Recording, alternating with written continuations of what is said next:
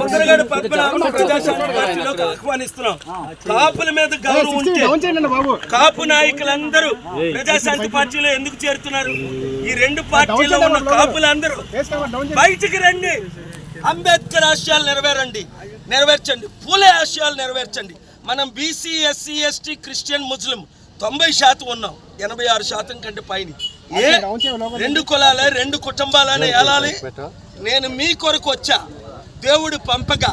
చిత్తశుద్ధి ఉన్న ప్రతి ఒక్కరూ 7569441275 కాల్ చేయండి, జాయిన్ అవ్వండి, మార్పు తీసుకొద్దాం.